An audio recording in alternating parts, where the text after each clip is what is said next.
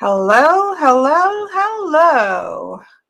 I don't know if I keep seeing a little bit of a jitter on the screen, which I don't normally see. So hopefully once somebody can hear me, you can tell me if it's looking okay, if it needs to be brighter, maybe a little bit brighter, just because we're going to be looking at all the decks. Today is the day. Recap of wrong thing to push. Recap of 2022 decks. If you do not like to look at lots of decks in rapid sequential order, then this may not be the video for you. I am going to try to stay on target. But if you have questions about decks that you know I've covered, go ahead and put those in.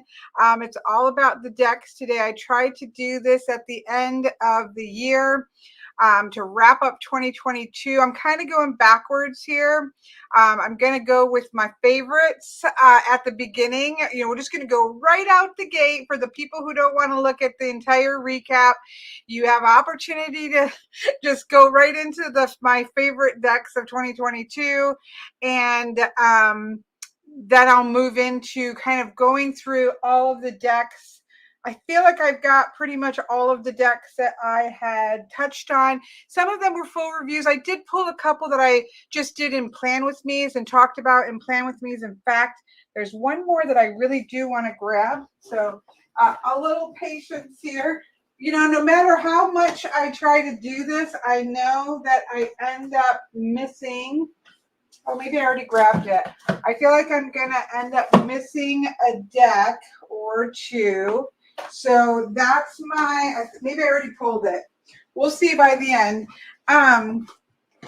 My disclaimer is that I am sure I am going to miss some decks. I did the best I could to pull everything, but I would not surprise me if I miss it, especially in the favorites. You know, a year is a long time. As a professional reader, I am working with a lot of decks all through the year. And so it's easy for me to, you know, forget about these things. So, okay. Hello, hello. I see we've got lovely people, lovely people. I know this is like the most exciting video of the year, where we just kind of see, you know, it's great. I love walkthroughs and I love first impressions. I know not everybody does, but I love them. I like to get my first hits on things. But what I like about this is that this kind of shows what ended up showing up on the table, what kept showing up on the table, what just never got reached for. This does not mean that those decks are bad decks. Let me be very clear about that. I have very specific needs for what is going to show up on the table all the time. And so that can also impact, right? Because a lot of my professional readings are deck based and I use certain decks for certain readings. So if I'm getting a lot of a particular type of reading, then those decks are like that work with that are going to show up on the table more. So these are just really for me, I maybe didn't grab for those decks very often, or they just got, you know, I made a reading around that particular because it was such a great deck for me. So these are all just usage wise here. So that's kind of my that's kind of my caveat here, that A, I'm sure I'm going to forget something, and B, whether something works or doesn't work for me isn't a judgment on the deck. It's just that for whatever reason it didn't come to the table, and some of them I really want to spend some specific time with going into them more because I just didn't have the time to work with them, and so I'll note obviously when that's the case. Okay, enough of a sort of preclude to everything. Westar Tarot, the only downside is I'm afraid they're made. That's the issue with these.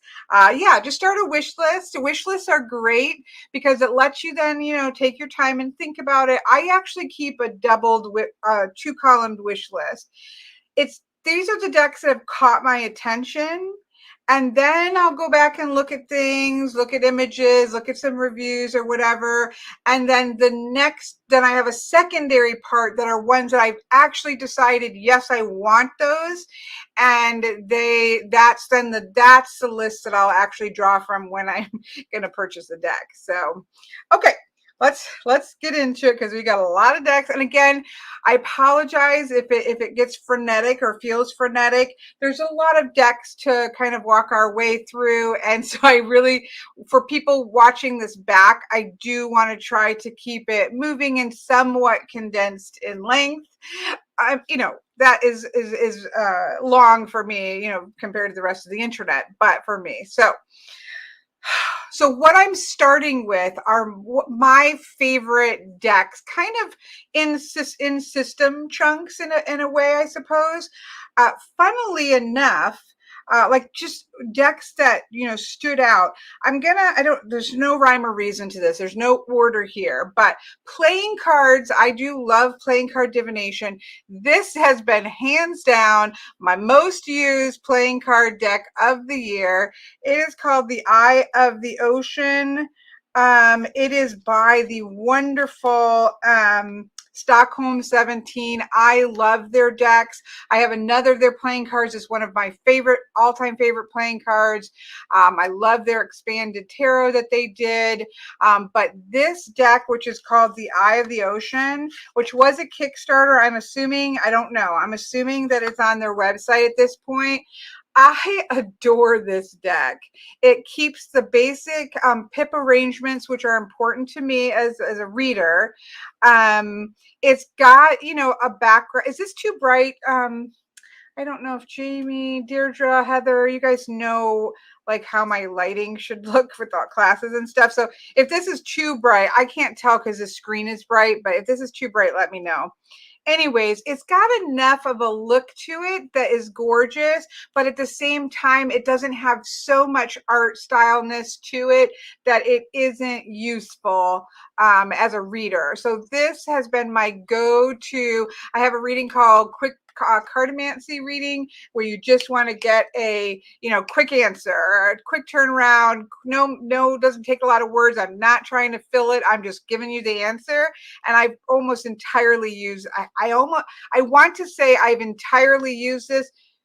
There may be one or two exceptions, but for the most part, this one has just been on the table. So I love this. The box is gorgeous. We all love some prettiness, right? So yeah, hands down. I know playing cards, you think no biggie for most people, but for me, playing card divination is really important, and this is a clear winner. Thank you, Deirdre. Not too bright. Okay. And Nikki. Okay. So yeah, clear winner there. 100% winner, chicken dinner. This has been, and again, not all of these decks in the front part are new to me decks for 2022. These are just my favorite decks. This, I believe I did get in 2022, but not every single one of these are, although some of them are newer. But that I do believe I actually got in 2022. Okay, so that's playing cards. I didn't have any strong hits. Oh, I did. But I didn't have many strong hits in tarot. I've talked to people in the past year or so. Tarot is amazing, right? I love tarot clearly. But I will say in terms of decks that excite me, it has to be something really special to excite me, because for me, this is just the way I read. A tarot deck is a tarot deck is a tarot deck, right? I don't change the way that I read tarot based on the deck. So it's just aesthetics that are going to excite me, or coming at something from a different way in some way that's going to excite me in some way. But for the most part, I get more excited about Oracle and things of that nature because I want to see what new thing is this person coming up with. So it's not too surprising me that this year was more of a year of Oracle decks than tarot, but we'll get to that as we go. But this one was just a surprise. My friend Patrick sent me this out of, he was just done with it in his collection, and it's called Tarot by Caro. I don't know. I love this deck. I think because of the art style, I love the color palette. I love the kind of, I don't want to say simplicity, but it's got that illustrative style to it, so that it doesn't, I don't know, it doesn't really get in the way with however I'm going to read it. It kind of feels spacious and almost pip-like, even though it's not pips. This is, I would never have bought this deck for myself. Look at the Queen of Cups. Like, I love this Queen of Cups. I don't know, to be honest with you, if I did the review of this last in 2022, possibly, or at the end maybe of 2021.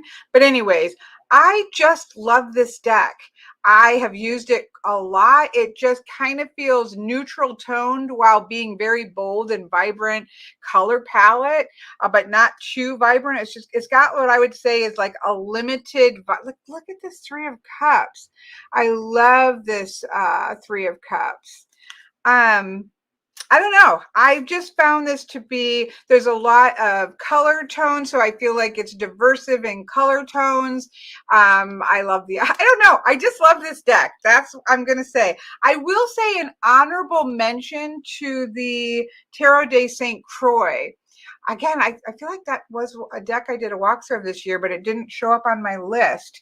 Again, there'll always be things that I'll miss. But I will say a honorable mention to Tarot de St. Croix. I use that a lot as well. But this deck, it was a sleeper. It was unexpected. I just fell in love with this deck and use this a lot. So that's that.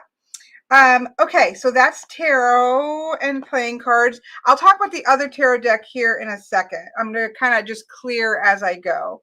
For Oghams, I'm just kind of hitting on some main things that I use. For Oghams, I will put a link to this in the description because this isn't something easily found. And I know somebody's going to ask. Actually, I'll put it right now because I put it up.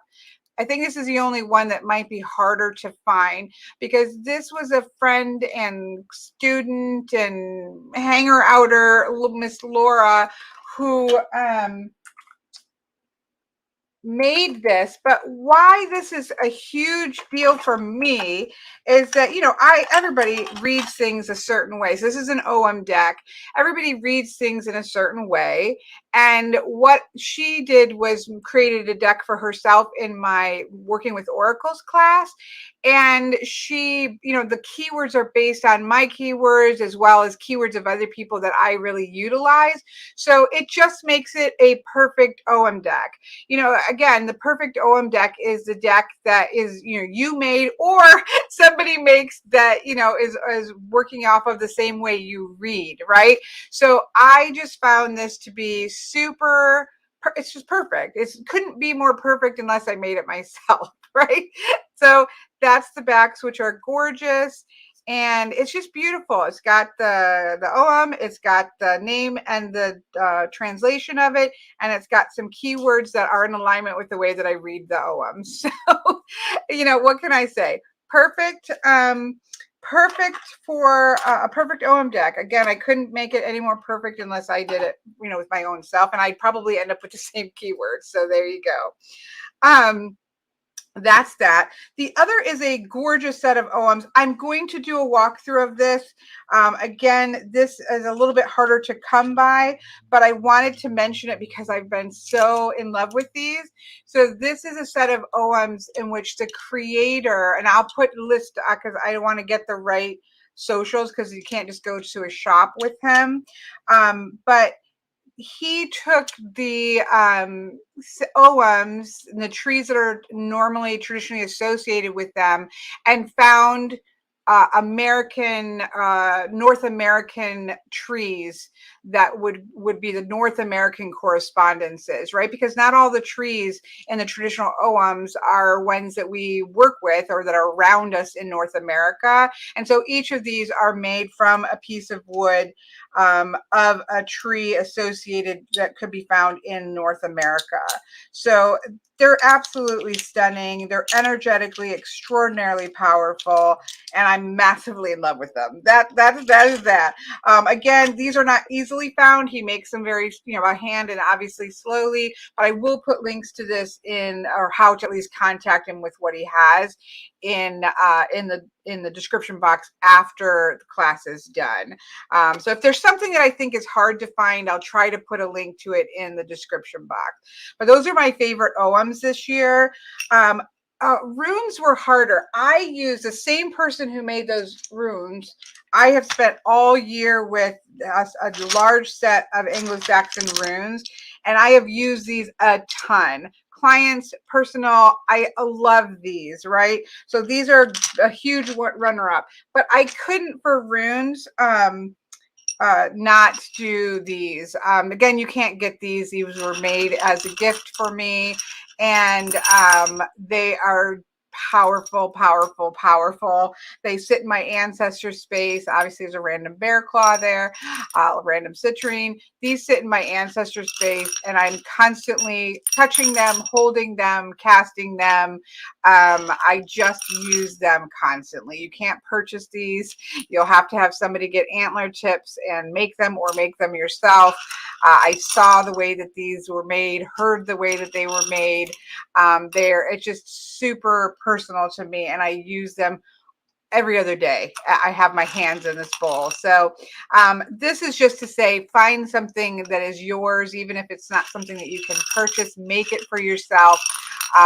And really just the more that you're touching the deck or the whatever it is, and the more you're playing with it, the more it just becomes so powerful that something can't supersede it. And that's kind of where these are at. I'll be honest with you, I don't even love them kind of just being out in the open because they're so personal. Okay, so that's that. And then the other one is my own, to be honest. It's an expansion to a deck that I'm going to talk about. I'm not going to be embarrassed about it. This is an Anglo-Saxon set of runes expansion to match my Oracle of Place. So I'm just going to get this one out of the way. People can roll their eyes all they want. This is my little Oracle of Place, just printable, printed out at makeplayingcards.com kind of thing. It's nothing fancy, but it is my personal practice in a deck of cards. That's really what it is. Everything that's important to me and my personal practice is in this deck, and it's freeware pictures and really simple and basic, but I have used this deck so much. It's such a personal, powerful little deck for me. I'm obsessed with it. I'm absolutely obsessed with it, and I use it constantly. And so this is just an expansion or standalone. I don't have it up yet. Quick little print it out yourself. But it's a full Anglo-Saxon set of runes. There's not a lot of full Anglo-Saxon Northumbrian rune decks. There's very few. James Eads is coming out with one. It was in his Kickstarter that got expanded. I'll talk about that in a minute. But there's just not a lot of them. But obviously, I made it. It fits with the deck that I use all the time. And so this deck, again, super, super, nothing fancy, but it just does the trick. It does the trick for me. So this is a deck I reviewed this year, plus is one of my favorites. And yes, it's mine. I'm not going to apologize for it.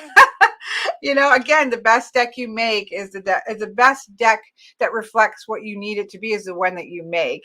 And so that's why those are going to be the best decks for me.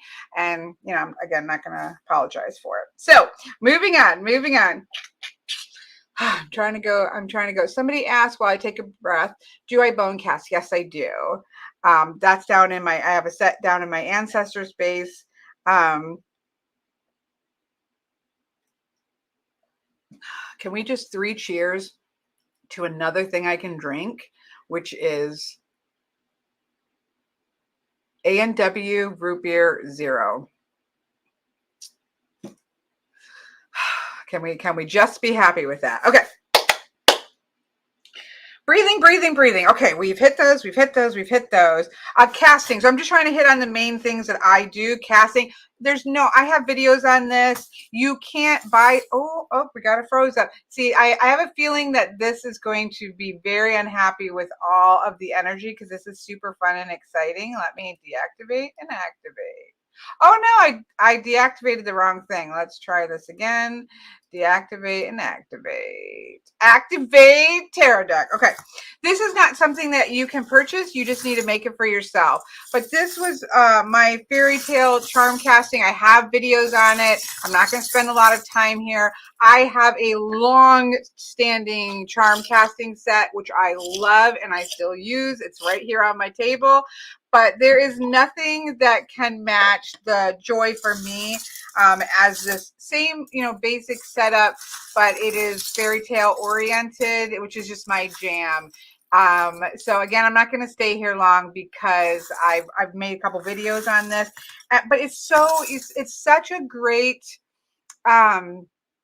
journey to pull together and find those just the right charms to pull in and make it into your own charm. Making charm casting sets is such a joy. I highly recommend it. I'm actually, my next class is going to be looking at the power of comic book storytelling and working with casting, charm casting. So I just love it. It's a wonderful way to read, and it's a wonderful way to create your own set without having to have any artistic skills necessarily, right? So I had to put that. That's my favorite casting this year. Okay, put that over there. Favorite Lenormand decks were hard. I have favorites, but these are more ones, these are things that I'm talking about that I've used over and over again this year. And there is no question that this is what's funny. Miss Deirdre made me, so she made me, I just love these little deck holders, but she made me one for one of my favorite decks, which is the 1889 Lenormand. And she made me one for one that I'm going to talk about later, which is the Thumbelina. I love this deck, but in terms of most used, it's not there or my favorites to use. But we were going through my decks and realized that my original, it was called, I can't remember what it's called, like the Game of Hope. I think it was just called the Game of Hope or the Seekers, or I can't remember. This was literally the second Lenormand deck that I ever owned, which is the previous version to the 1889. But because I got it out to put in this little case to have it not be in a Ziploc bag, which is, she was horrified that it was in a Ziploc bag, it's kind of just got a new life of its own. And I have just been, other than my own deck, I'm sorry, a Story in Color Lenormand is my favorite deck because I made it for myself. So other than that, this little old version has been just a reinvigorated favorite Lenormand deck. Honorable mention would be the Anna K. Lenormand. That would be the honorable mention. I did use that quite a bit, but mostly it was my Story in Color Lenormand, which you guys have all seen ad nauseum here. But I still love it as much as I did when I first made it. So in fact, I need to order another mini one because I slaughtered my mini one and I didn't keep a backup, which is ridiculous.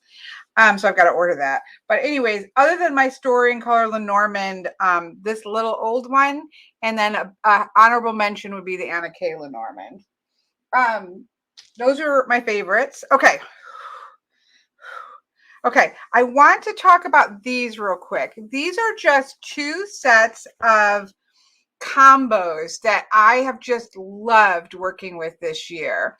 The one is another Deirdre Pyracket's Playground on Etsy. If you want deck bags, I have a lot of them because she happens to be my friend, but I adore them.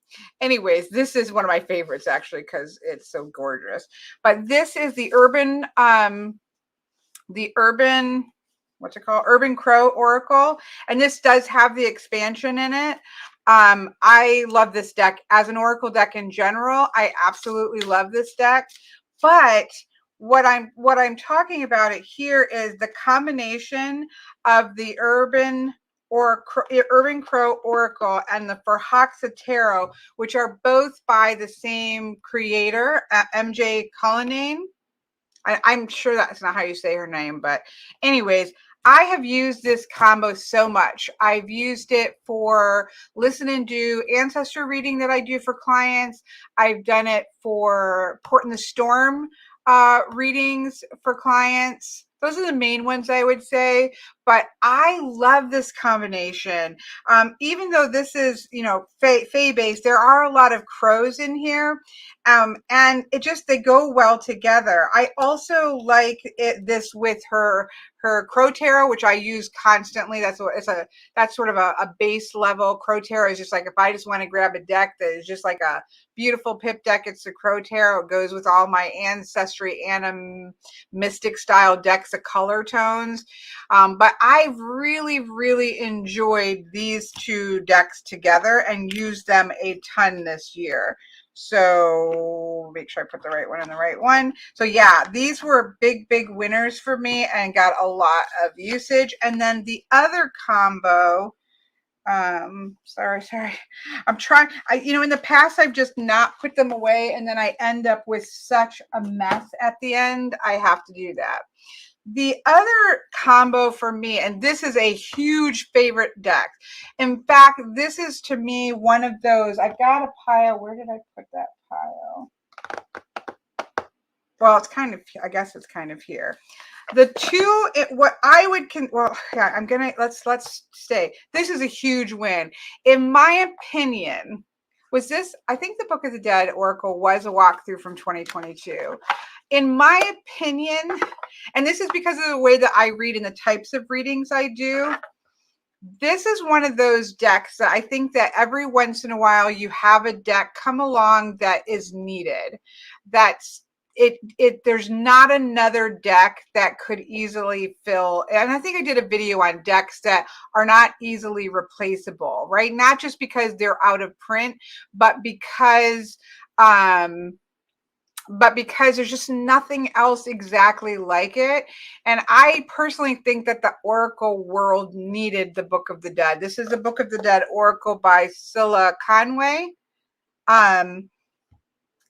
It's not for the faint of heart, just so to speak. Like, this is for when you're really willing to do that shadow work, the transitional work about transitions, liminal space work, past life work, Ancestor. I use it a lot with Ancestor readings.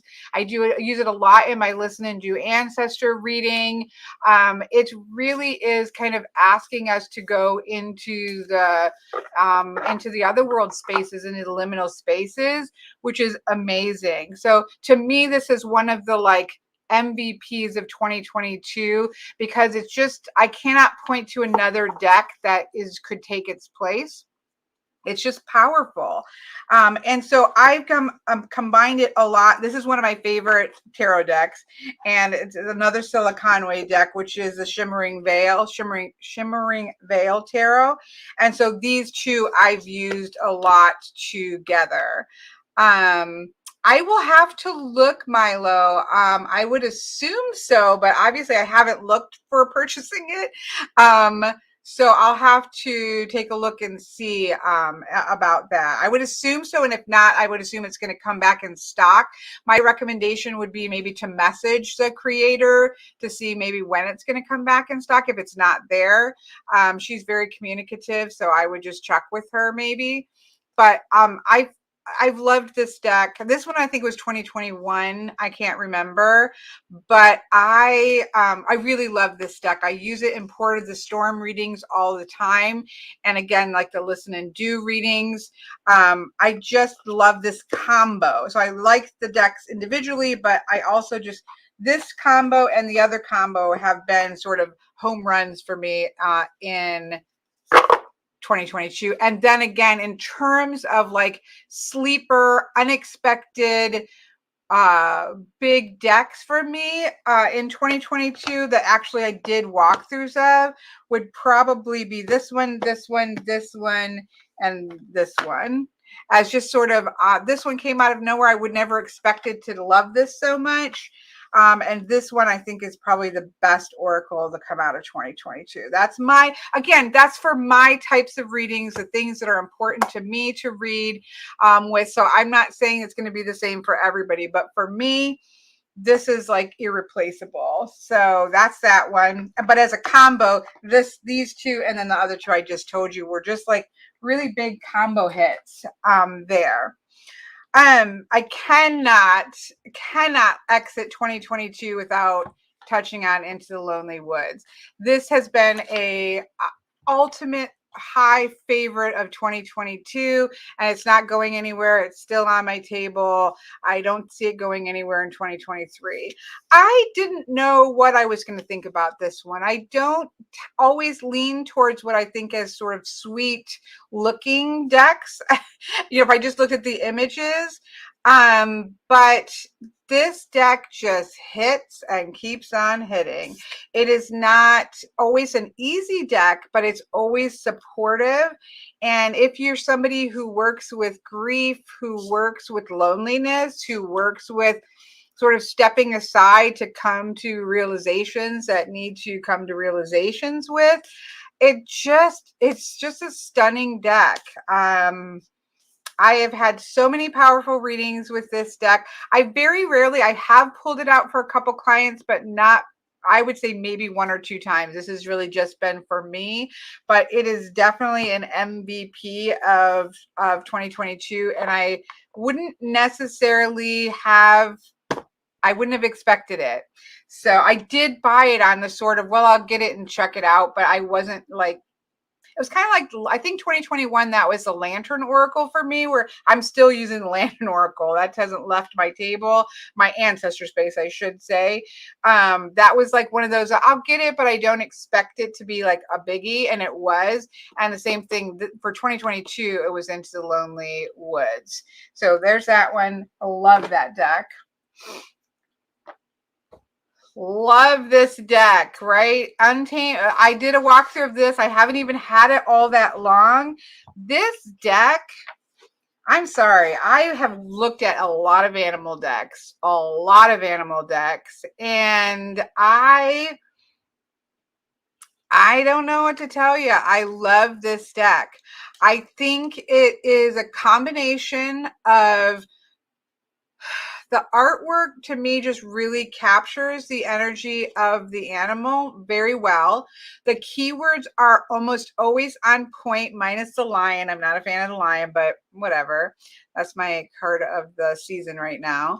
I really like that the guy, oh, there it goes again. We're just got to keep an eye. Somebody yell if I get stuck. If it gets stuck again, it's like, I don't know what to do with all this deck energy. I love the guidebook is not very big, but I like the scientific information, the geographical, the spiritual power keywords. I like that it very quickly touches you into any key lore and any key important things, and it touches you into what shadow you may need to work with that animal. So there's something about this deck that I have a lot of animal decks, but this one, and then my go-to Jody Bergsma Spirit of the Animals, which is much more huggy animal. Those two animal decks, have definitely shoved to the top of my animal deck list.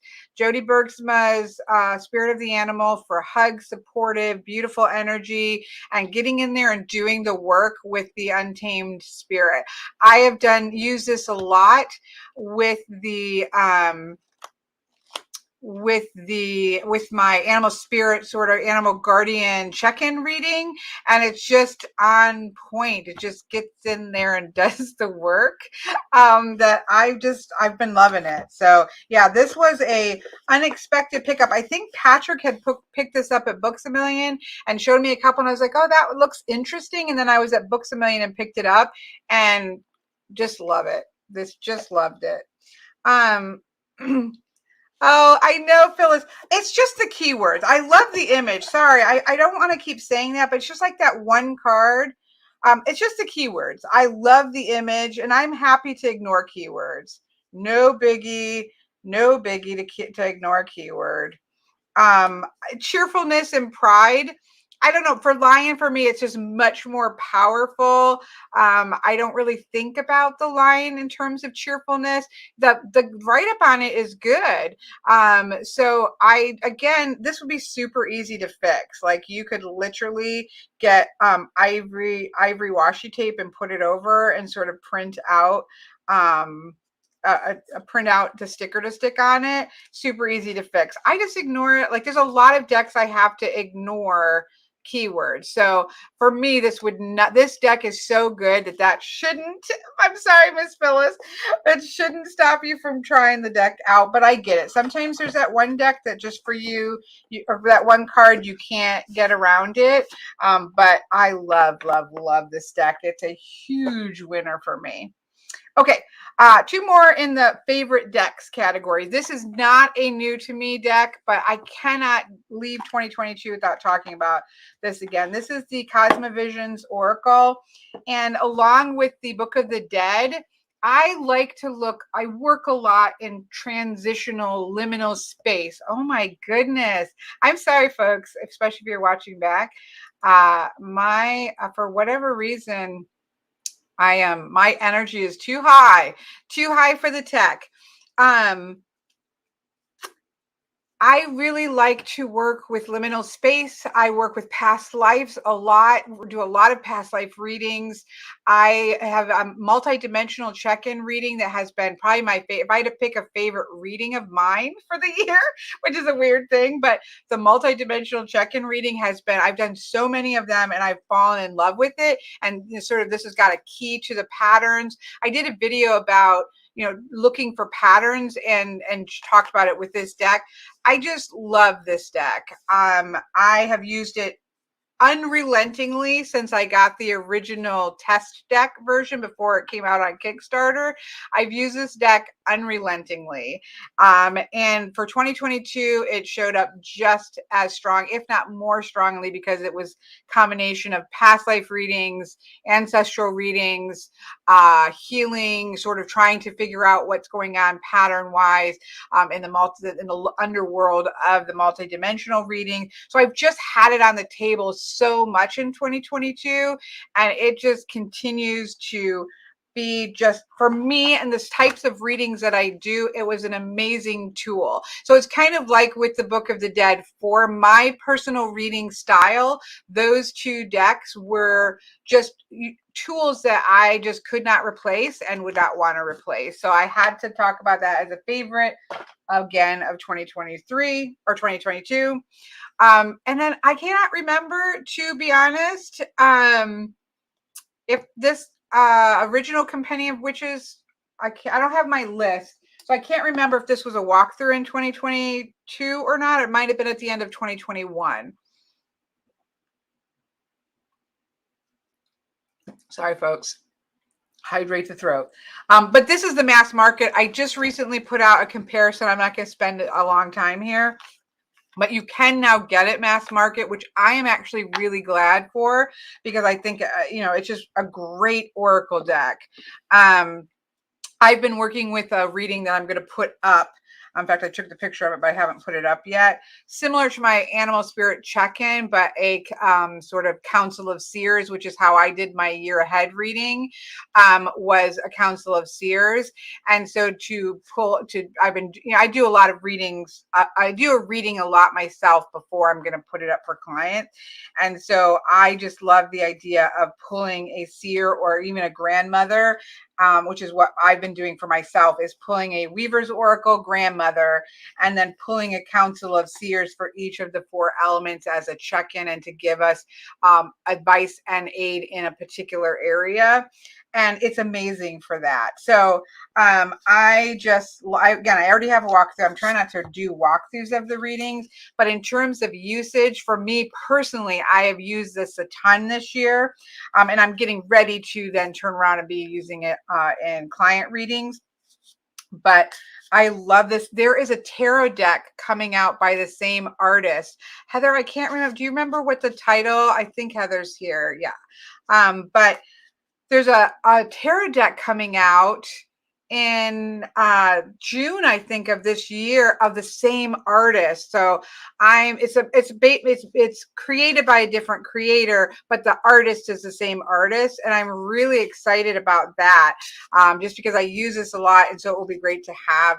I do like matchy decks. Sorry, not sorry. Hashtag sorry, not sorry. So I'm excited about that tarot deck coming up, but I love this. Again, it's all female, so that can be a downside for some people, and is often for me. But in this case, I feel like I'm stepping into, I spent a lot of 2023 sorry, I spent a lot of 2022 looking for a perfect oracle deck that feels like my female ancestral line. Most of my personal readings are done in ancestor space. I'm pointing here because it's where I sit on the floor. So when I'm doing personal readings, they are mostly done in my ancestor space, and my female ancestral line is very strong and very engaged for me. And so I've been really looking through a lot of oracle decks, trying to find that deck that really represent that. And so this is one of the things that represents that for me beautifully. So anyway, so it's gotten a lot of use for me personally. Okay. Let me clear off all the favorites. Do I need that anymore? No, that can go there. This can go back up here. Let me just clear space. This stays on my table all the time. Can we just talk about this cute little, it just fell. Look at this cute little calendar. It's a little cabin in the woods. And then, but it's just a little calendar, so you can just kind of see the month calendar. I just think it's adorable. Sorry, randomness because it fell. Okay, put that over there, put that over there, put this back over there. Okay. The mass market is really good, actually. I think they did an amazing job. Tarot of the Witch's Garden. Thank you, Heather.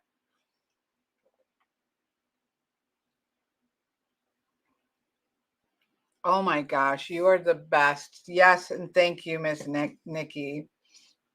Thank you, thank you, thank you. Oh, okay. Let's see now. So those were favorites. Okay, we're ending the favorite section, and now we're going to go to the speed up any of this. These are decks. Okay, this. Let me put this away. Sorry. That gets put away. That gets put away. I forgot to grab one deck, so I guess I'll talk about that last. I need to find. Is this my list? One second. Let me. Nope. Shoot.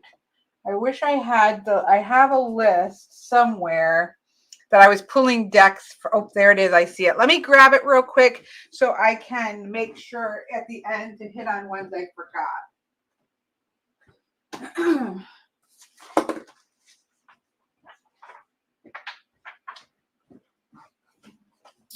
Because there are two that I forgot to pull. I'll talk about them. Hopefully I don't forget. Oh my goodness. I love Guardian of the Night. Well, I love the original. I love them both, but you saw a video that I use the mass market version to make an animal deck, which I use all the time. Okay. What did Julmar say? James East has a fabulous phone app, Prismavisions Tarot and Cosmovisions Oracle. I have not looked at those. I need to add those in. Well, Timber Claire, I love how you're really devoted to your ancestral. It's just part of my personal practice so much that it can't be untwined. Is that a word? I don't know if that's a word. I can't untwine them. Okay, so this is not in any order. This is like a pile of decks. Some we've already talked about. You know, obviously they're my favorite, so that answers how I feel about them. The rest of these are not in any particular order. And there are a couple that I don't think I actually have full walkthroughs of, but I might have flipped through them on Plan With Me's. I need to sort that out and see which ones I need to like do full walkthrough. So I apologize if there's a couple that didn't have like their own separate walkthroughs. I'll try to keep those maybe for last or first. I'm not sure. These right here I know are the case. So I'll come back to those at the end. Okay, again, in no particular order. I'm just grabbing piles here. I have two little decks from this year. You know, I have a whole collection of these. I have videos on them. I am going to try not to, I'm going to try not to stay too long on these because we got to get through them all. And I've already done walkthroughs of these, right? So we're gonna find out, curated self. That's what we're doing today. What did I end up liking? So these are the two little ones that I added to my collection. Druid Wisdom. I actually really like this, and I have used this. You know that I like these mini decks for casting on. I like to pull one, like the doors. I use the door one the most, and I love the Forest Face second most. But I've really liked, just because this feels, I've used this with my Oracle of Place. It feels like the energy of Oracle of Place, because it's kind of rooting and grounding you in place, and then having some great just kind of touch-ins on the energy that you're tapping into. So it feels very grounded in place. And so I like to pull these and charm cast on top of these mini decks. And so I enjoy this. I can't say that it's at my top favorite. My top favorite remains Divine Doors and the Forest Fae. I love the Forest Fae and the Divine Doors. I use those the most of the mini decks, but I did really like this, and I did use it.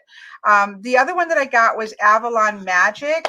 I was disappointed with this because it was pretty much this, it was the exact same images as the other Avalon deck by the same creator. But I ended up liking it because it really just kind of honed in on less about, you know, who the Avalon character was, and more sort of just a core concept. So I actually ended up really liking this because I love this artist's work. I love her artwork.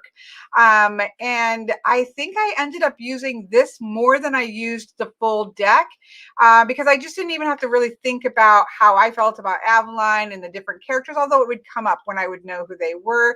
But it kind of took it a step away and just to the concept. So I actually use this quite a bit. I enjoyed it. I'm glad I have both of them. So I was disappointed at first when I did the walkthrough that it was not anything new by the artist, but I ended up using it and enjoying it. So these were wins for me. These were mini wins for me. So that's that. Woodland Wardens. I have had I don't want to say love-hate relationship because it has not been a love-hate. There's been no hate. I love this deck, but I didn't really get my groove with it. I thought that I was going to instantly be like all in on this. I love the artwork. 1000% love the artwork. I like the keywords. I liked, at first, I liked the combination of the animal and the plant. But in the end, at the beginning, what I found is when I want an animal enemy, when I want an animal energy, I want an animal energy, and I will go get one of my animal decks. When I want a plant energy, I want plant energy, and I go get one of my plant oracles.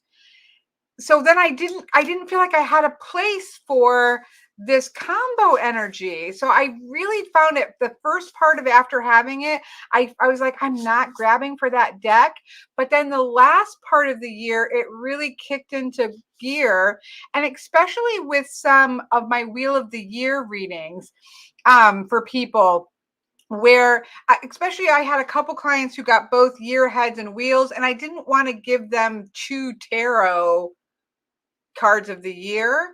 So I've actually, and then there's some other types of readings where it wasn't a wheel or year ahead reading, but they were looking for sort of overarching energy for the coming year. And I found this to be really good for that. So I ended up enjoying this. But at first I couldn't quite figure out what to do with it because I really strongly grabbed for certain animal decks or certain plant decks. And this was sort of this in-between space that I didn't know what to do with it. So I've actually started to, it's kind of coming into its own. So I'm excited to see if it continues that way in 2023. So that's, hopefully that explains that. I love this deck. This is the Herbal Astrology deck by Adriana Yellis. Again, all the things that I said, I mean, I love the background of the back of it. I love the color tone. I really like the keywords in this deck. I like the collage style that just really sort of lends to, you know, not just staying just with the offering, but it feels like, I will say I don't really use the I don't use it as an astrology deck because I don't really pull straight astrology, to be honest. I use it more as an herbal deck. But I love this deck. It's got some plants that I don't have in other animal or other plant decks. There's just, I don't know, I just love the coloration, love the artwork, love the keywords that are here. I don't play, again, I get tap too much into the astrology, even though I do notice it and pay attention to it. But it's for me more of a plant deck than an astrology deck. And that's just because I don't pull straight up astrology. I look to what the astrology is. I don't like randomly pull astrology. But I love this deck. I'm really happy with this find, and I will definitely continue to utilize it in 2023, I'm sure. So that was a win. Okay, grab another pile.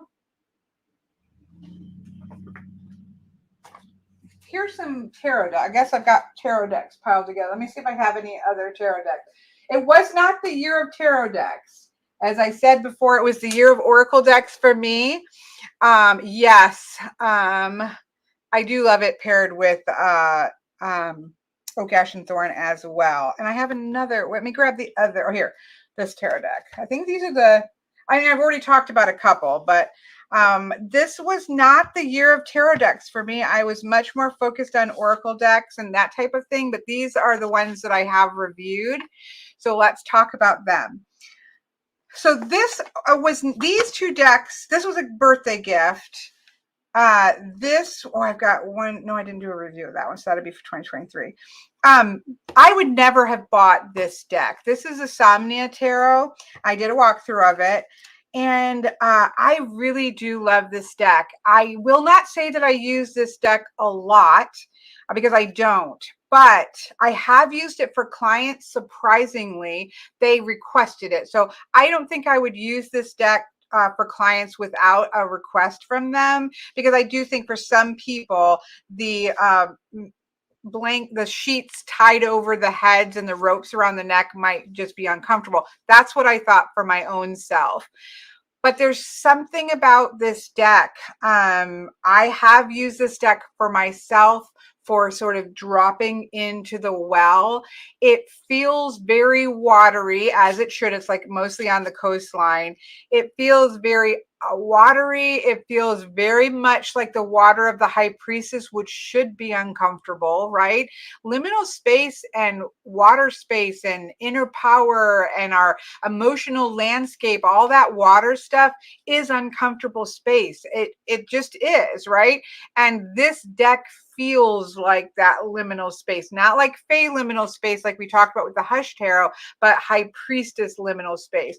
If you enter into the presence of the High Priestess energetically, that should be uncomfortable, in my opinion. It should be a little bit like, and this is what this feels like to me. I don't use it a lot, but I do use it for myself in entering this space, entering into dream work, journeying work for myself. And then again, I have used it for a couple clients that have requested it. I would not pull this out for a client without their request, but it is, I would not get rid of this deck, and I would not have purchased this for myself.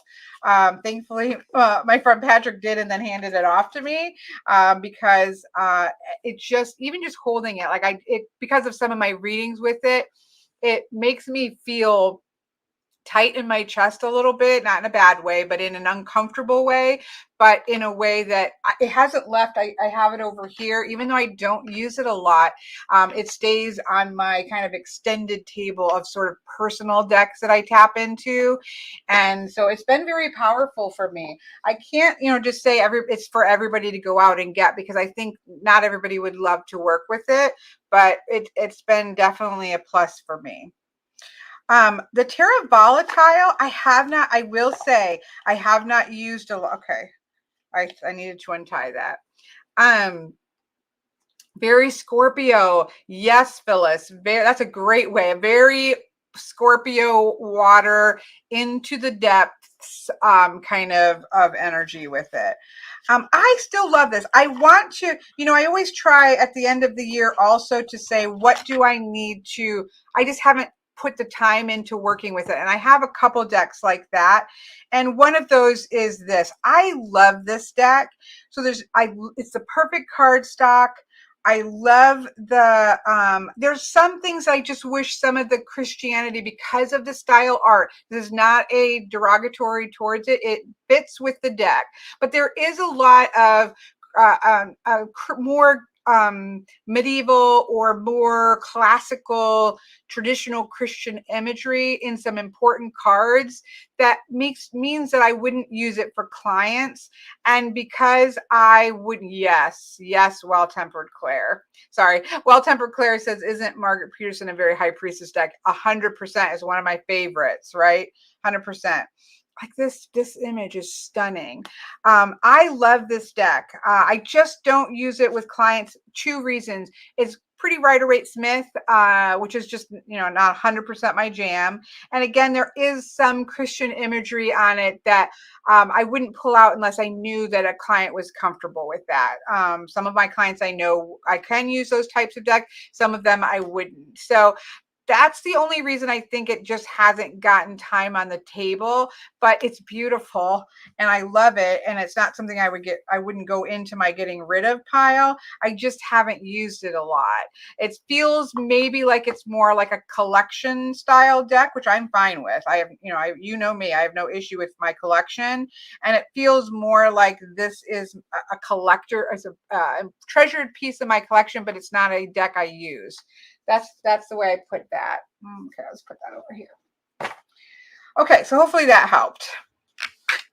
This one, on the other hand, was a sleeper deck in some ways.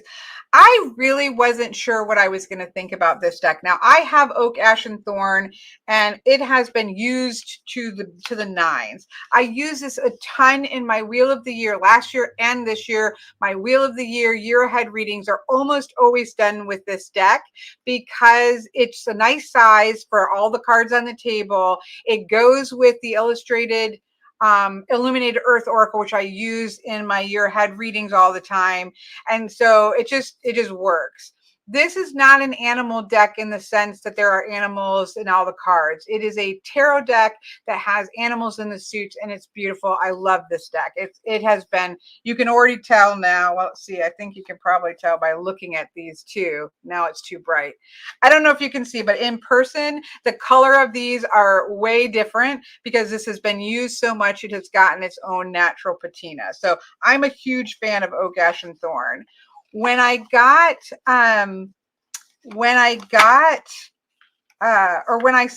that I was 100% gonna no-brainer buy Smoke, Ash, and Ember, but I'm picky. I've talked about this with the walkthrough. I'm picky about dragons. Dragons for me are ancestral, and they're ancestral and very spiritual connections for me. I don't know how else to put it. So I have very clear ideas about dragon energy, and I thought this was going to be too cute, to be honest. Beautiful and adorable and lovely, and I would still buy it, but I didn't think I would use it very much because I thought it was going to be a little too sweet.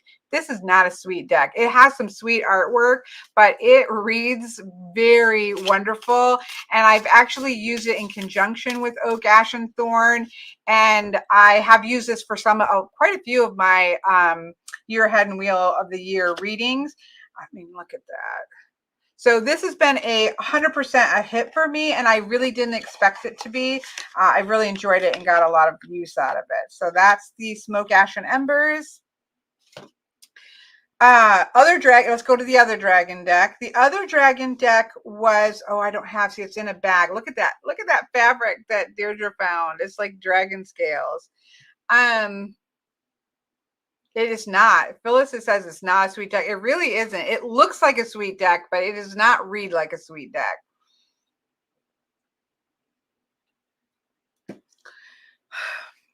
So this was the other dragon deck that came out, and I can't remember what it's called. Is it just Tarot of the Dragons?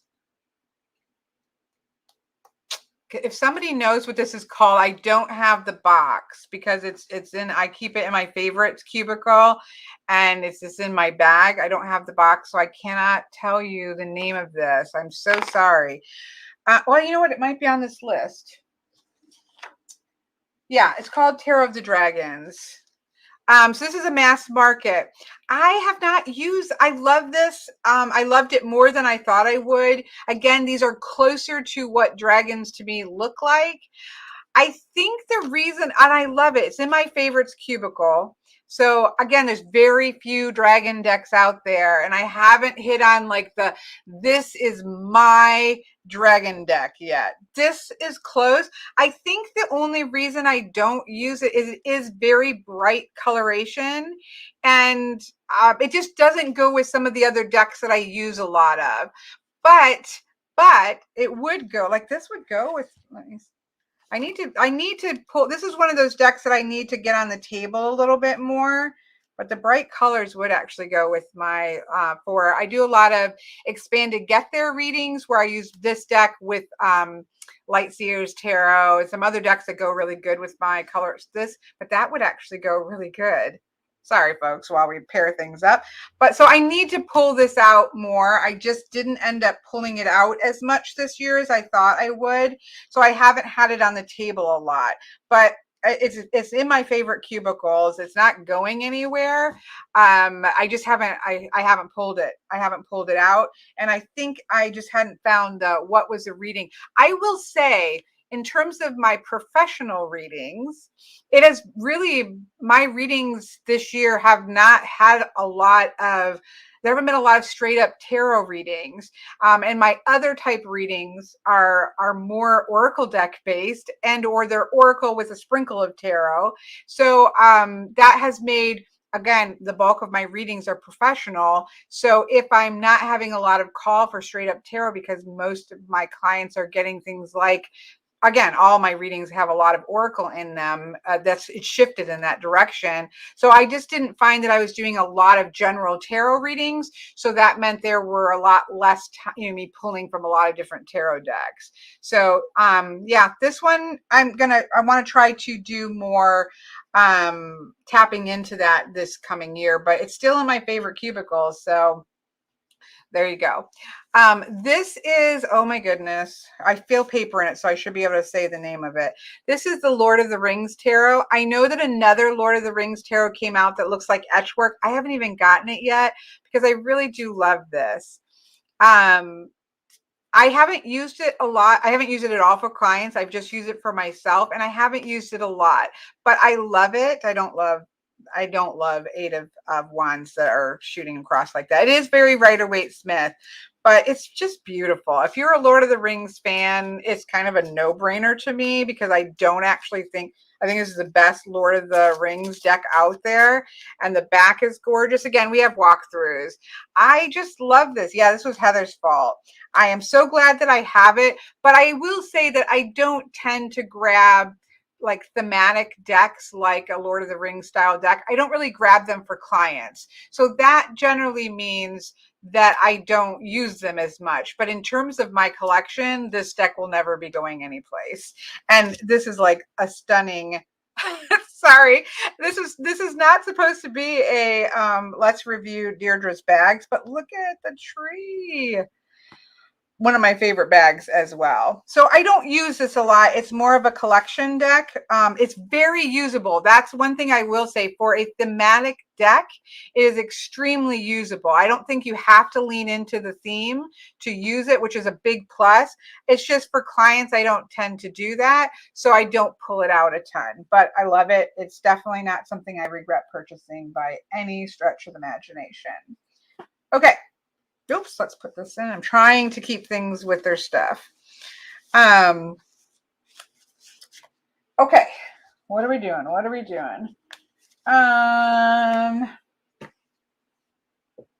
Let's do this one because this is on the top of my list. Where's the book? This is on the top of my list to work with more this year. In fact, I have it. It sat right next to me, and I have used this. This is the Glowwood Oracle. Obviously I did walkthroughs. The whole video is about decks I did walkthroughs of. I have not spent enough time with this, and I really want to. I think that the system, and I'm just going to repeat what I said in the walkthrough. I think that the intelligence and the intentionality and the ecosystem metaphor used in this deck is phenomenal.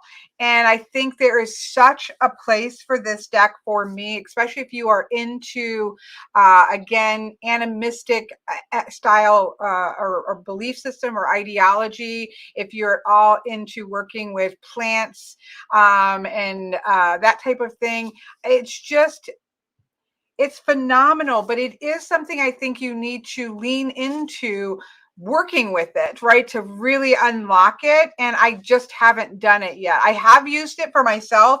I've really enjoyed working with it, but I want to really, this is on the top of my list to put some time into working with this intentionally. So I'm a huge fan of this deck. I just didn't get it on the table and really sit down and lean into it as much as I wished I had. It was just time. I have classes that I'm doing all the time. I'm doing workshops all the time. And so I just did not carve out the time to do the work that it needs. But I'm still really in love with this and wanting to put some intentionality into working with this more this year. So that's that. It stays over here, and again, it's on the top of my list to do more work with intentionally in 2023. Okay.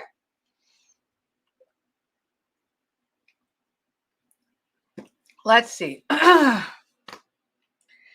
Oh, sorry, folks. Sorry, folks. My energy is like going, okay, what are we doing? What are we doing? We're starting to wane. Oh, let's do this. This is a big one.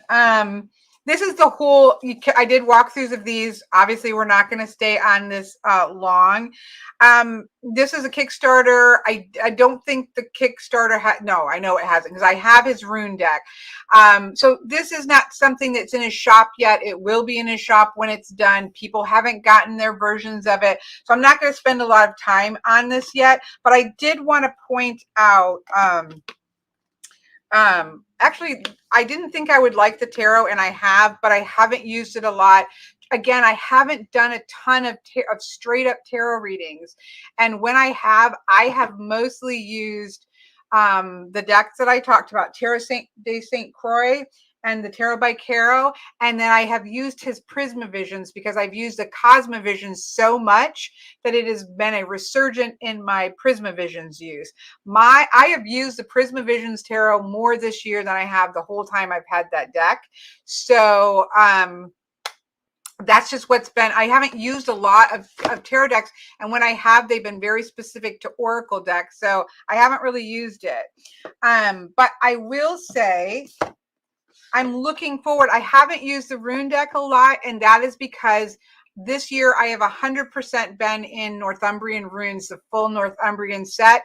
This is coming out as a full Northumbrian set, but this test copy is just the Elder Futhark. So I haven't used it because I don't, I haven't worked with just the Elder Futhark this year, but I'm really excited to get the full set when it comes out. I ordered it. This was given to me for purpose of review. I purchased the rune set and the rune dice, and that's just not here yet, so I haven't used it. What I have used is the Green Glyphs Oracle. I love this Oracle deck. Again, it's been the year of Oracle. I really, again, James Eaves is super smart, and I'm saying that in terms of what he puts out.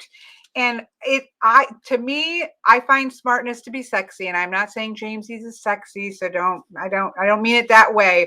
But when people do things that are smart, and you can tell that they've been intentional in developing their own understandings of things and creating it, I just love that. That to me is just it fires me up. And James Eads in general fires me up that way. But I love the Green Glyphs Oracle, and I just love it. This I have used and I've really enjoyed. The other ones I have not. The only one I purchased, because of course I already had this one, I would have purchased if I had not been given these for review. I would have 100% purchased this. Well, I would have purchased them all because I'm a James E collector, but I would have 100% purchased the Oracle, and I did purchase the runes. So that's the best way I can try to say, you know, again, these aren't out yet. But I loved working with the Oracle. I will be working with the rune deck when I have the full Northumbrian set. But those have been the winner for me on that. Okay.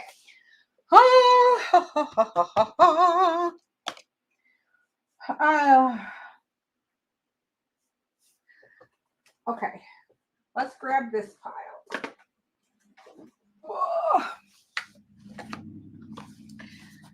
Let's grab this pile. I have really enjoyed these. These, let's see, these were purchased. These were all purchased. These were made by the same person and were sent to me for purposes of review.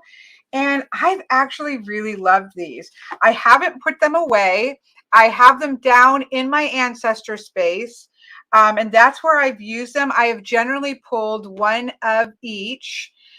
I didn't know, you know, whether I would like these or not, but I've actually really enjoyed them. Again, in my Ancestor space, I really work. I have a very vocal female guardian ancestress, and at least this year, again, I do have space where I very much have paternal or male ancestral energy coming forward.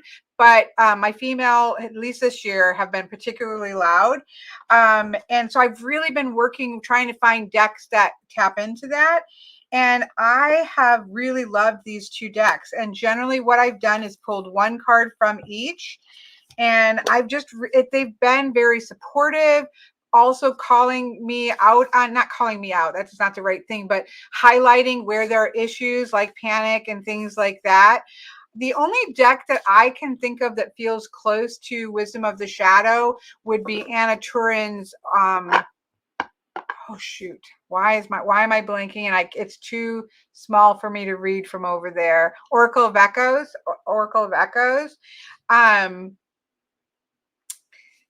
It has a feeling of Oracle of Echoes, where it does have those shadow things like greed. They have a lot of cards that, and panic, and sort of the dark, you know, not all positive cards. This has that similar energy for me. So these were surprised. I liked the boldness of color and things, but I can't say that I would have purchased these, you know, if they hadn't been sent to me for review. I don't think I would have ever purchased them. And they've not left my ancestral space. And I generally pull one from each as a combo reading. And I've really enjoyed them and used them a lot for myself. So these two decks, Into the Lonely Woods and the Lantern Oracle, are all like right underneath my Ancestor space, and I've used them a lot, and they stay under there all the time. So that's that. An ancestral one, I don't think I did a walkthrough of this. This is Messages from the Ancestors. I'm just going to bring it out. It should go in that other pile. I don't think I think I flipped through this in a plan with me. This one didn't quite do it for me, and I don't know. I can't say why. I think it's just that the keywords, I don't know. The images, the keywords, I don't know. I'm always excited to see, this deck come out about ancestral work because it's so part of my process. But this one really didn't really do it for me. I think other people, it will work for them, and it'll be something that can tap them into working with their ancestors. But for me, the Book of the Dead is very ancestral for me, that I've worked with a lot. Into the Lonely Woods, I wouldn't say it's ancestral, but I use it in ancestor space. The herbal astrology I like to use in Ancestor space. I don't know, this one just didn't work for me. It's not bad, it just didn't do it for me. So that's that. Okay, let's go back here. I knew that this wasn't going to be a deck that I would probably pull a lot. I haven't had it very long. I'm not going to get, it's not going in my sort of move on pile, but I was more curious about it. I did a walkthrough of this. I think maybe it wasn't a plan. I think there's a separate walkthrough of this. Again, the artwork is just a little bit too, some of it's gorgeous. Some of it surprised me and is gorgeous. I did really like some of the keywords were different. There were some misses. I was more interested in, I like that they were tapping into shadow myths. And I knew that it probably wouldn't be one that I was going to like want to pick up all the time. And so it's cool. I'm glad that I have it. I'll probably keep it around just because I like the concept, but I've not once felt like pulling it out and doing a reading with it. So I kind of anticipated that. Some people will love it. I do love the concept. I like some of the shadow. I like that you're going into the monsters. I like the way a lot of them were approached. Some of the cards are stunning. Some of them missed. Some of them are stunning. But I've not one time since I walked through it said, hey, let me go grab that deck. So that's that. I've actually liked, this is kind of an interesting one. This is a Celtic Spirit Oracle. I've actually liked this, but I can't say I've used it a lot, but I have on occasion tapped into it. It's got a bit of a fayness about it. I like that there are Ogham sprinkled in. I like the Celtic concepts because they're woven into my personal path. I've used this with Oracle of Place. I've used this. I'm trying to think of the ways I have used it. I have cast on it. I've cast Oghams on it because there is a lot of presence of Ogham. So I pulled a single card and cast Oghams on it.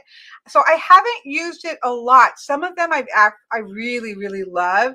And I think I talked about this. Like some of the art like is just absolutely stunning and I love it. Some of it's been like, okay, that's cool, but it feels different than the other art.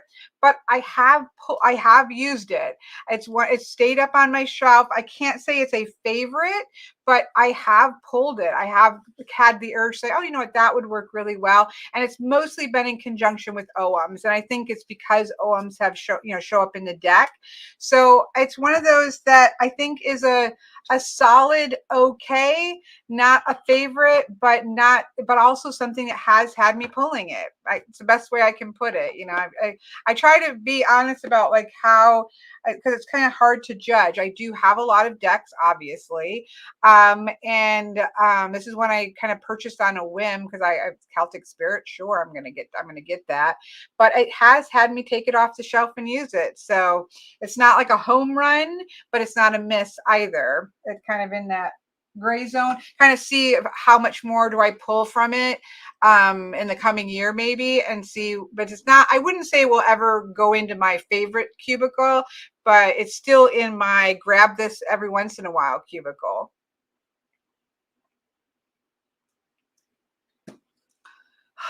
We're coming down the wire, folks. We're coming down the wire. This one I don't feel like I can fairly say anything about yet. I'm going to be totally honest. I got this right after, or it might have right around the same time as I got the Untamed Spirit. I've already told you how much I am massive. This is a massive favorite deck of mine. So, and this other Oracle deck really hasn't had any chance. So I can't tell you. I really like what they did. I really like the guidebook on this. I do like the keywords on this as well, but I've not picked it up once because I got it at the same time as this, and I've been so in love with this deck that I literally can see the stickers are still the sticky notes for my walkthrough are still on here. What I really like about this is the action feel of this. There's a lot of keywords that, and I said this in the walkthrough, consume, reveal, trust, believe. It's action oriented. They're doing words. And I really like this. They're doing and feeling words. I really like this. So I'm gonna, I'm reserving my judgment on this until I, take the time to actually use it. It just hasn't had any time because of this deck. So I don't have any more information to give you on this. I think that these two things do something different in the sense that their guidebooks tap into shadow well. And by shadow, I mean that if this animal is coming to you, it could be because you're working with X, Y, and Z. Not that they're negative animals coming forward, but that they are asking you to look at things a little bit differently. And I like the guidebooks, even though there's not a lot in them. I like what they've done. So I do feel like both of these have brought something different to animal decks, but it just has not been able to trump this deck for me. So I can't, that's all I can say. We'll see by the end of next year if it comes out. I'm not getting rid of it because I haven't used it at all, but I'll be honest with you, it's going to be hard for anything to shove this off my table in the foreseeable future. So I'm not holding out a lot of hope because I love this one so much. So there we go. I'm being honest with you on that. Okay.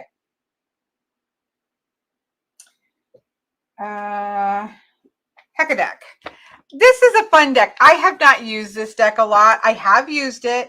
I would like to use it more. This is the problem with this deck. This is a collector. I know this bothered some of us in our Discord. Some people bought this deck and couldn't use it because they couldn't cut this in half. Cut it in half. It's very freeing and powerful. Cut it like it says to do. I love the concept of this deck, but it's just so unwieldy.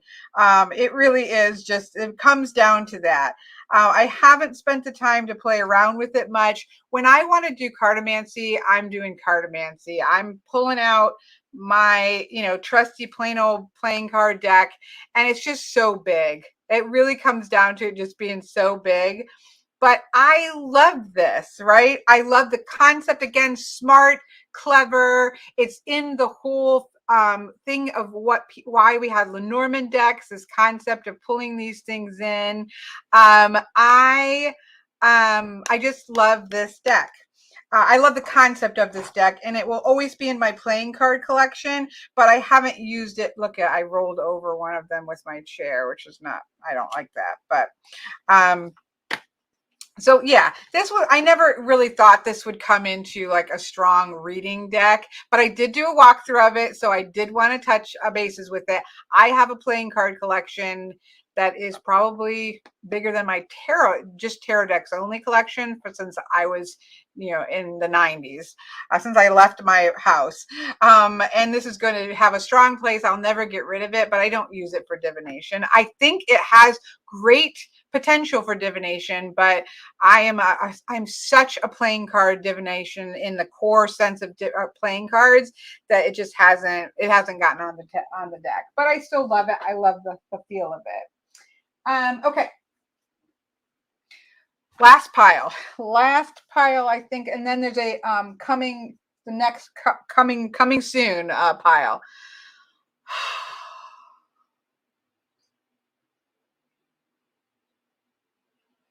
The Untamed, Well-Tempered Claire says, I wonder if you'd like the Untamed Elemental.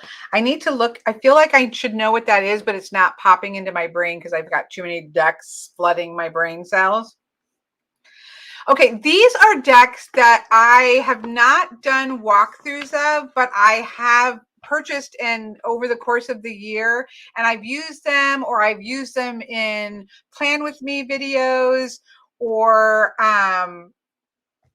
Gina. I know Gina, she's one that doesn't like the cut card. Her and definitely Mendy. So I have not done full walkthroughs of these. I have done flip throughs, or I've used them in Plan With Me, like cards of the week. So I wanted to bring them up. This one I do want to do an actual walkthrough of. This was a funny one because this was sent to me by US Games, and I actually use this quite a bit for walk with me's. How can we, what is one is that, Miss Phyllis? Like, I'll have to look, poke me when I'm done going over these because I'll try to remember. I think I've got that right here to talk about. I pulled that down for a minute because, and I forgot, to be honest, that I pulled it down. So I need to I had gotten a lot of messages that there was some problematic issues surrounding the deck or the creator or something. And I can't tell you what it is. So please do not take this as anything because I can't remember. And so I pulled it down so I could go do some more research into it. And then I think I never came back to address it. So I think that's what you're talking, the one you're talking about. I'll try to remember when I'm done talking, or when I get these off my table, I mean. I have my checklist to go over any that I've forgotten here by the time it's done. So that's probably on there. This is interesting because I won't say that I love the artwork necessarily. It's kind of reminds me of, who is that one deck creator that has like big eyes? And I'm not a big Jasmine Beckett Griffith. Again, it's nothing wrong. She's an amazing artist, but it's just not my style of art. It kind of has that like feel almost like a Brat style or something with the bigger eyes. It feels very young in terms of the imagery. Feels very, very young, too young for me. But I will say,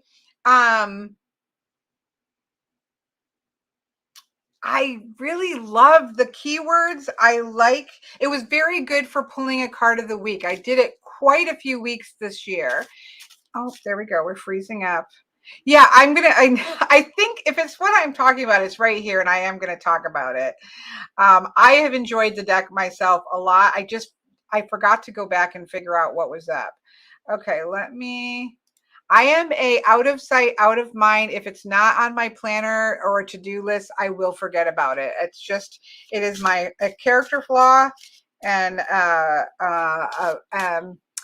a result of the way that my brain works. And I love my brain for what it does good, but there are flaws in it, and that's one of them. I don't know why I'm shuffling this. My brain's starting to shut down is what's happening. Anyways, art wise, again, it's cool. Like, I really love her art. It just feels very like more of a teenagery feel to it, but I liked this deck. Like, I liked this deck for a card of the week. It gave me sort of a good keyword and sort of some good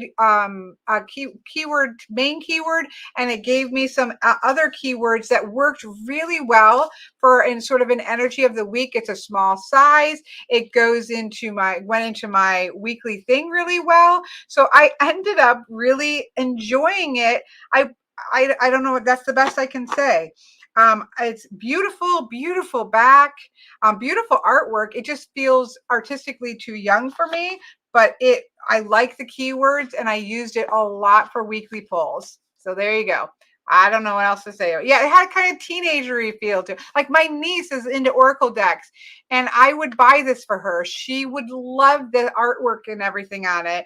But I would even thought of giving her this, but I don't think I would because I actually do pull it now and again. And so, yeah, there you go. I'm not a huge fan of the art style. I love her artwork, but I'm not a huge fan of the style. But I like the deck and the keywords and everything. So there we go. This is one, I used this in the Wheel of the Year workshop that I did for my Discord and Patreon people. And I have to say, I bought this out of guilt. I had went into a little shop, like a small shop, local shop in my daughter's area, that she kept saying, you gotta stop in here, you gotta stop in here. And I bought this because I was in there browsing, and it was kind of awkward because it was like a small space. Physically, it was small. It had a lot of great stuff. I really wasn't in the market to buy anything. There were great crystals, but it's a small business, and I felt guilty to walk out. This is just me. This is here. You get a psychology a psychological peek into my brain. I just couldn't walk out of the store without buying something. And so I saw this and I thought, I'm going to grab this. And I didn't think I'd ever use it, but I actually do like this deck. This is a Lucy Cavendish. It's called Blessed Be, Mystical Celtic Blessing Cards to Enrich and Empower. Again, it's just great for a single card pull. I don't use it a lot. I've not used it very often, but I have enjoyed it. It's a great sort of blessing card to pull. It's great in ancestor space to pull a blessing for my ancestors. I've enjoyed it. I don't know what else to say. I don't, like I said, I don't use it a ton, but it worked really great for pulling one card readings for people in the live. I have, this card has come up for me. I love this, a blessing on your boundaries, just a reminder to up the energy in those spaces. And it's kind of, again, not maybe my favorite artwork. Some of it starts to feel a little bit like that, you know, style of, could be like, that's powerful, a blessing to lift sadness. Some of them get close to that. Okay, is this like a romance cover, novel cover? But I really liked this deck a lot, and I've used it. Again, I mostly use it as a pull as a blessing from my ancestors in the ancestor space. So there you go. There you go. That's that one. Again, I haven't done a walkthrough of any of these that I'm aware of, unless it was a flip through in a plan with me. But I wanted to at least mention them, even though I didn't do full walkthroughs. This one I love. I am going to do a walkthrough of this. Stephen Farmer, I love his decks in terms of, or not his deck. I love his work on like Animal Guardians and stuff like that. Like, he's a staple name.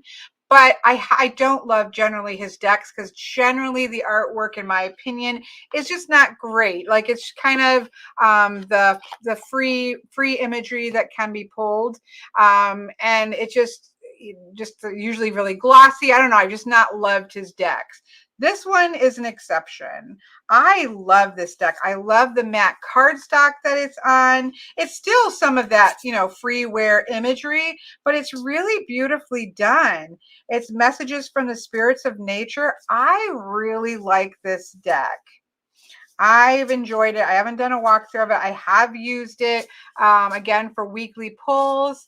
And I think I did a flip through in a plan with me. It's just a good, nice deck. Again, I don't pull from it all the time. It's not a favorite deck of mine, but it's a solid nature-based messages from the spirits of nature is an excellent title, and it works really well. And it was a pretty cheap deck, and I don't know. I'm a fan.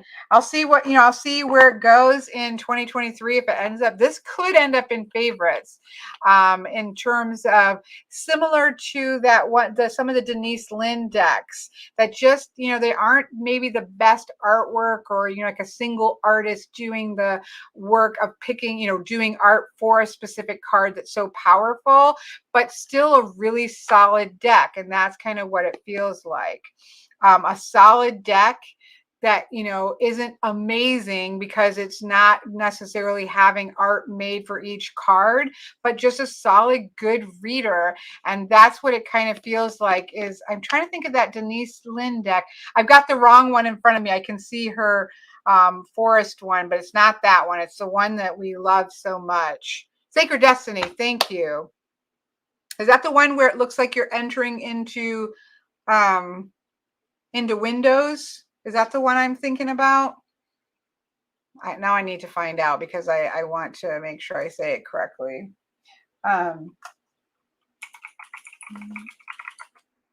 Is it? I have two of them. I love it so much. Yes, Sacred Destiny. Thank you. Sacred Destiny. Sacred Destiny by Denise Lynn. This has a bit of that. I don't think this trumps that, but it would go alongside that deck really well. You could almost like enter into one of her landscapes and then pull like a message from it, something like that. These two decks, that deck and this deck, feel like they would like each other and like to sit next to each other. And so that's a positive, because I love Sacred Destinies. So that's a thumbs up in my opinion. Okay. We got to keep moving. I have to go to the bathroom. Can I have a bathroom break? No, I don't know. Because I drank because I'm talking so much, I'm drinking. What about brackets? I need to start doing brackets for Kelly's. That's funny. Okay. This is one that I need more time with, but I actually had a favorable feeling about this. I don't know yet. This is called the Medicine Woman Oracle. Again, I haven't done a walkthrough of this. I did a flip through, I think, in a plan with me. I just haven't worked with this very much, but I just picked it up on a whim on a shelf, I think, is where I got this from. Or was no. Did Rockpool? I can't remember. I'll have to go back. I have it written down. I can't remember. I think Rockpool might have sent this to me for review. Rockpool, I love Rockpool decks, and they do send me decks now and again, just out of the blue. I think this was sent to me for purpose of review. I haven't done a walkthrough of it. I have used it, and we did talk about this in a plan with me. There's something really powerful about some of the body postures.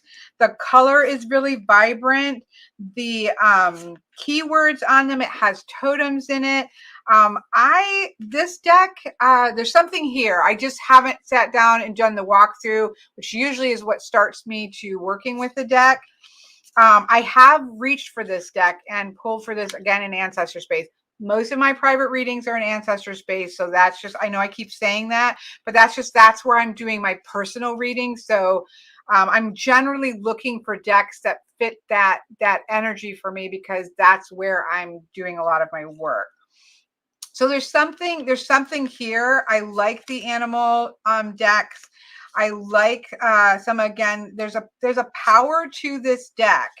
And there's something here. Yeah, I just haven't sat down and unlocked it and seen how would I use this. It's not my favorite. Like, again, I wish we had more decks that aren't so female gendered. In terms of oracle decks, that's a real issue, right? In female oracle, there's nothing wrong with that, right? People are allowed to make the decks that are important to them, and this person has made a deck because that is important energy for them, and so they should not be faulted for that. I would just like to see more that are shamanic in nature, that aren't skewed to that direction. So yes, thank you, Courage Shelf. It's got a similar energy. This would not trump Mystical Shaman for me. I love that deck in that space.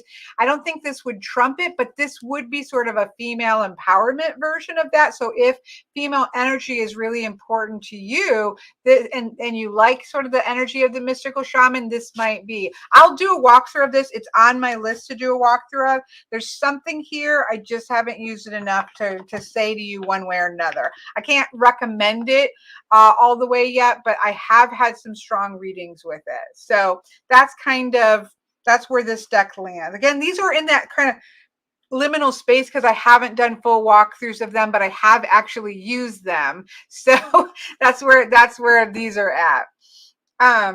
Okay. Lastly, of the ones that I picked up, I think this was Jamie's fault. I don't know if Miss Jamie I ever made it in, but this was Miss Jamie's fault. I think she got this deck. This has been kind of a miss for me, I have to say. It's not a bad miss. Again, I wouldn't say this is a bad deck. None of the decks are bad decks, right? They're just, are they for me? Or are they not for me? That's what you should be looking at. There are bad decks. I will say that there are decks that I would say I cannot recommend these decks because they're not well put together. Oftentimes that's a tarot deck that feels like the person who made it didn't know anything about tarot. So I do think that there are bad decks, but most of the time the issue is this a deck for you or is this not a deck for you?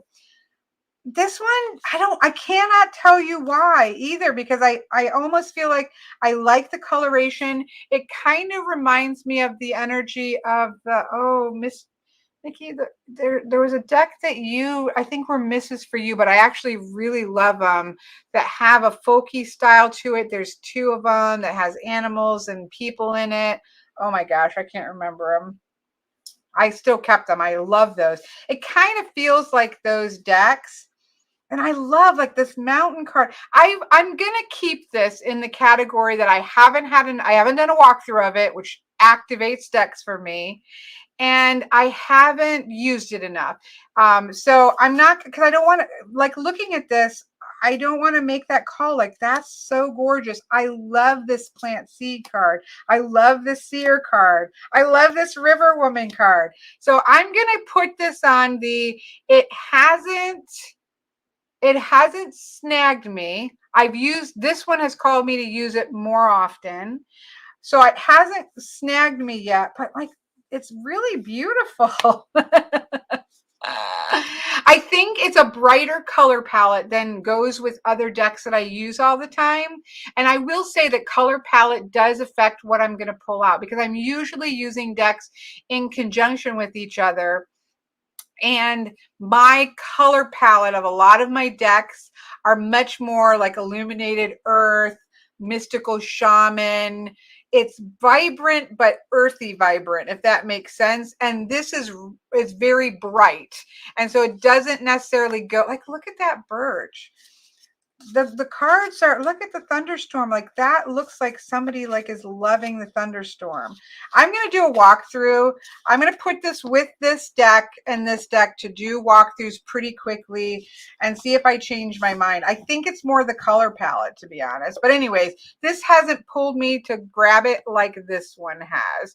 So I feel like these are on the same level. I haven't used them enough, but there's still something there. There's a little bit more to me than this one. And I think it's just a color palette. If you like bright color palettes, but you like, then maybe this would draw you more. It's just a little too bright for me.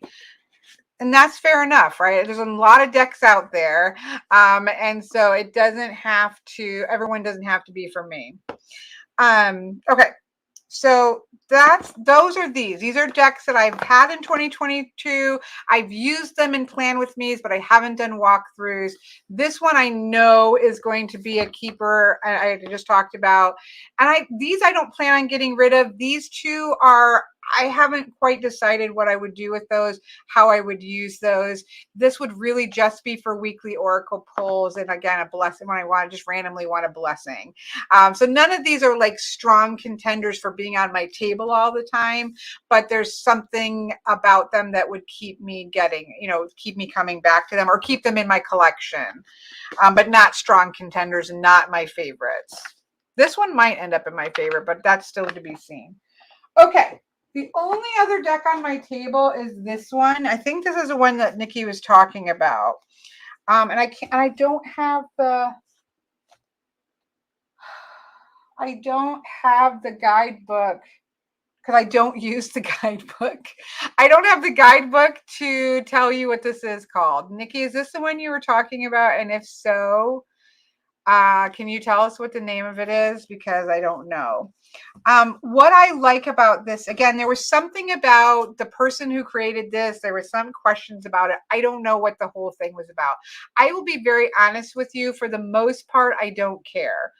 In the sense that for tools, if the tool is something that I can utilize, I don't look up a lot about. And I don't really care to know too much about the people that are creating unless I really just fall in love with it. Alchemy Elementals Tarot, thank you. Phyllis, it was Phyllis, thank you. Somebody, I knew somebody had.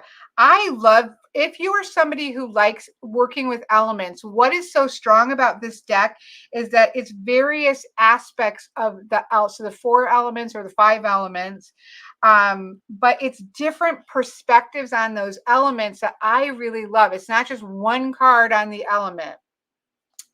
It's really powerful for me in that I don't use the guidebook. I really just roll with it on my own.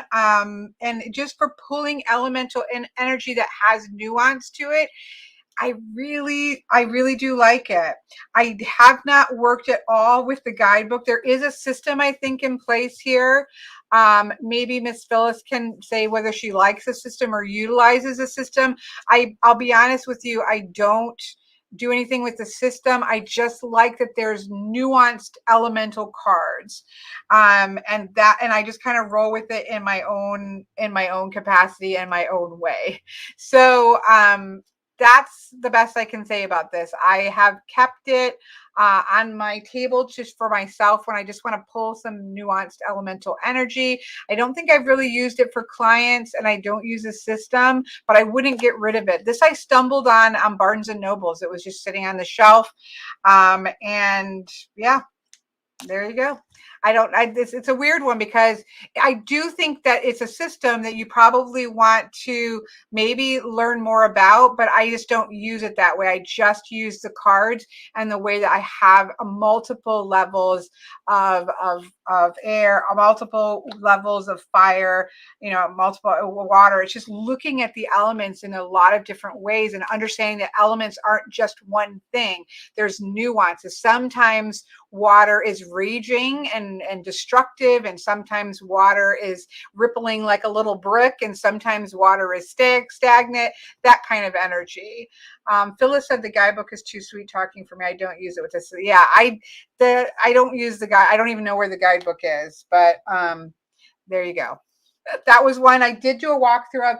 I will go see why there was a reason why I privated the video, because I wanted to go see, was there like a real serious problem because of some messages that I got, and then I forgot to get back to it. So please don't judge the deck on that. I don't know that that's the case.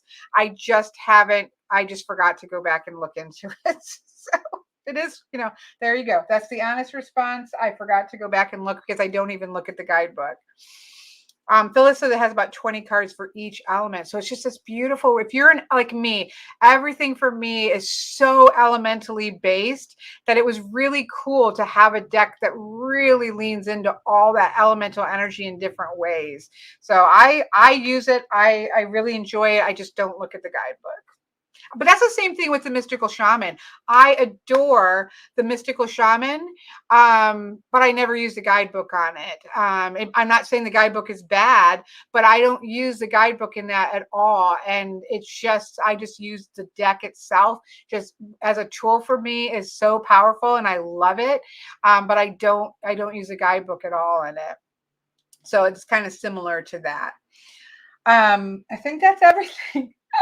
I think that is everything. Again, oh wait, no, let me look here. There were a couple I forgot to get.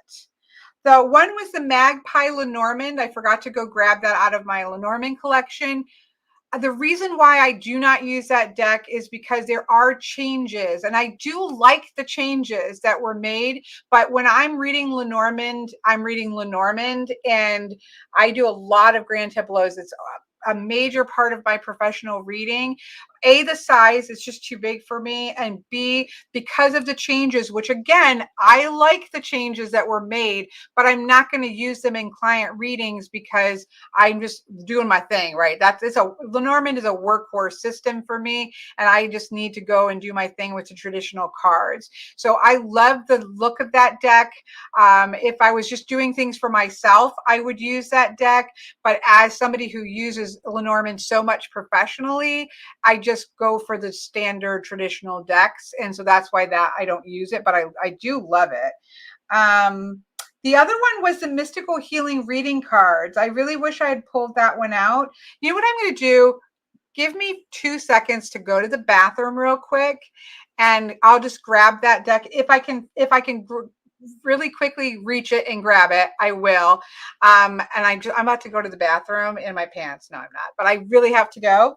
So I'll be right back, and I'll see if I can grab that. That would wrap up all the cards. Okay, 1 second.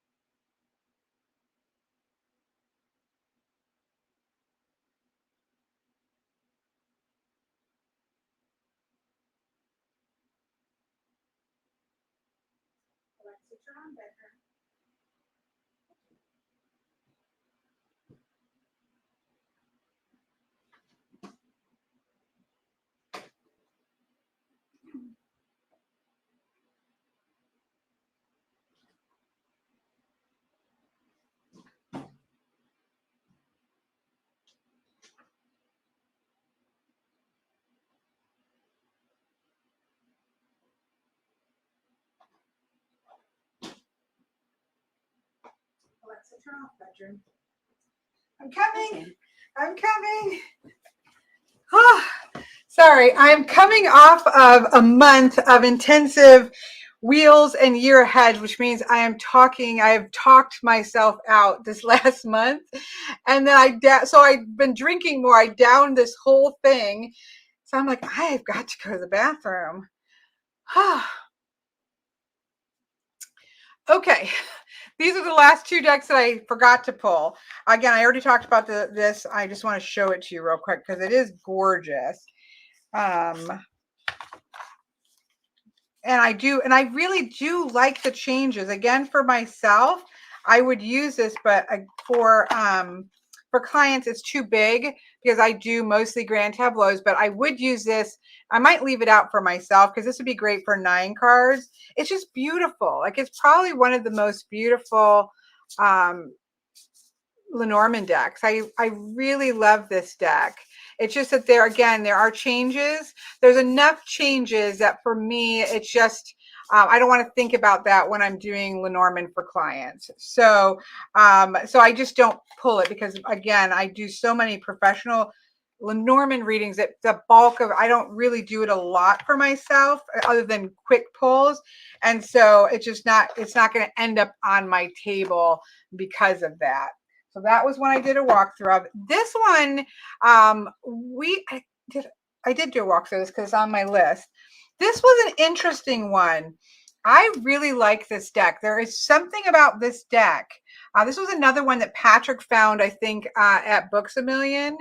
And there's something about this deck. I need to pull it out to use it again. I used this mostly I'm sorry, I'm pointing because I'm looking at it. Again, generally when I'm doing personal readings, I am sitting on the floor in front of my ancestor space. Right to the left of my ancestor space is I have Statue of Mary. I have a mermaid because those things go together. It's where I'm going to pull my grandmother energy. It's where I'm going to pull Mysteries of Mary or from my Mary Oracle, or it's where all of my candles are lined up so that I can pull candles. When I say I'm lighting a candle for you, that's where I would be doing it at. So generally, that's where this has that feel of it, but I don't know. This is a very healing deck. I think that the name of it is very good. I think it has shadow in it. This to me is kind of similar, but more of a medieval look to it, but it has a similar energy like with Wisdom of the Shadow, because it does talk about like transforming anger. There's shadow in there. Release your fears. It puts you in a contemplative mood of just sitting and sort of contemplating a particular energy about it. I don't know how else to explain this. It really is different. It's a different oracle than what we see a lot of, I think, in oracle decks. And I'm really glad to have it and have had some I just generally pull one card with it, and it's really just to sit with something and maybe even kind of journal on that. I could see this with Tildwick, Heather. I don't have Tildwick, but I could definitely see that. So yeah, that is one that was picked up at Books A Million on a whim from, I think, Patrick. He had gotten, and he was like the same thing. He thought the same thing, where it just really was different and it caused you to go deep. I think the 36 in this one, because I would never pull like 3 cards. It's literally just pulling a single card. It's not felt to me like, again, I haven't used it a ton, but it has that kind of feeling of being willing to step in and sit with energy for a while and kind of dig deep into it, is kind of that feel. So that's the last of them. I think that's the last on my list. So I think we hit them all. Yep, I think we hit all of the things that I've reviewed, plus some that I did in the plan with me's.